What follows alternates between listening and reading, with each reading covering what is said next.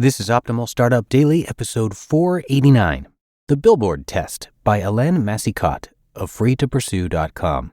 And I am your narrator, Dan. Welcome back to Optimal Startup Daily for this Tuesday. This is where I read to you each and every day from some of the best blogs on entrepreneurship.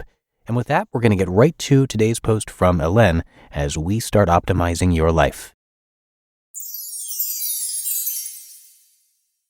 The Billboard Test by Helene Massicotte of freetopursue.com.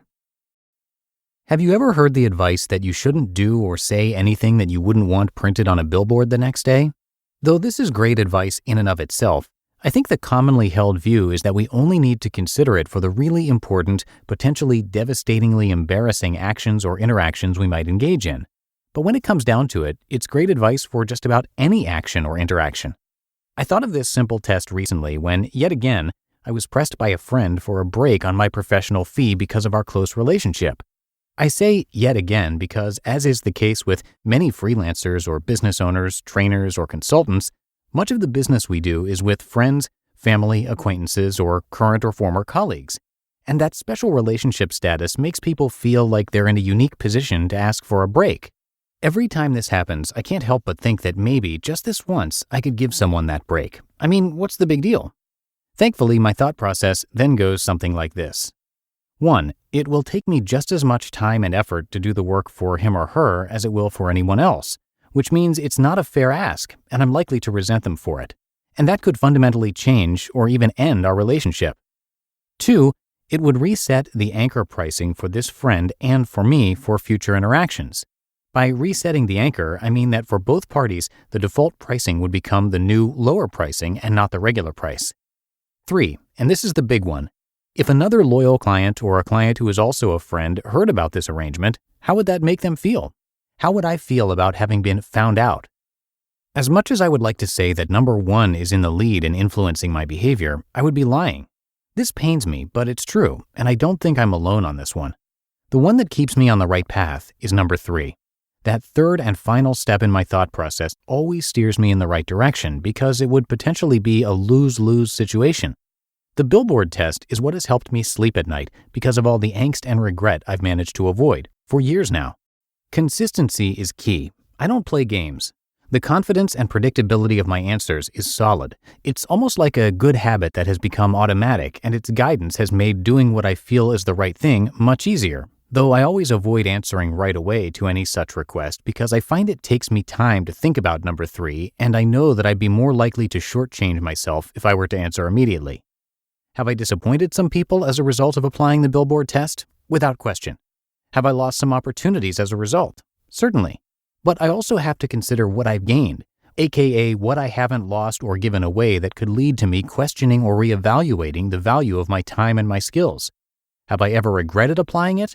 Not yet, though I don't dismiss the fact that it might happen one day. Some might say that the way I'm applying the Billboard Test is selfish. How could I not be generous with my time in some circumstances? To that, I answer that I will give my time, but I will not discount my time. What does that mean? Well, if there's a charity event that needs my help, or if I can help a friend or colleague who is trying to do something great, and I think it's something I want to do, then I make the decision to give my time as a one-time offer. It helps them out, and it makes me feel good, sometimes great. Plus, there are few, if any, long-term repercussions because I can easily pass up future engagements. The right to say no is implicit in every ask. It always is, but it's much easier, at least for me, in these circumstances. The main message here is that it's not really about the money. It's about what the money says to the parties involved and about what it makes them think and feel. Hence my heavy use of the Billboard Test. I know I'm more content in my day-to-day activities because of it. Whether we apply the Billboard Test to price negotiations or to any other decision we need to make, it works every time. I've increasingly come to appreciate just how effective it's been for me, which is why I wanted to share it with you. You just listened to the post titled The Billboard Test by Helene Massicotte of freetopursue.com. And thanks so much to Helene. Helene chose to leave her corporate life in her mid-30s, finding herself constantly preoccupied, unappreciative, and quite simply not taking care of herself. She jumped into blogging to show others how working for just a paycheck isn't worth it. and that we can be free to pursue what we want in life and have the means to get there with less effort than one might think, hence the name of her site, freetopursue.com. She's read a ton of books, and she draws from her extensive knowledge there, but also her life experience in a lot of different areas. And she's just a pleasure if you ever get to meet her in person. We have run into her at the personal finance conference FinCon over the years. So come by her site to show her some support. Again, that's freetopursue.com. And thanks to Helene for letting us share her content across all of our shows for the last few years. But I think that does it for today. Hope you are having a great one, and I thank you for being here and listening all the way to the end. And I'll see you back here tomorrow, where your optimal life awaits.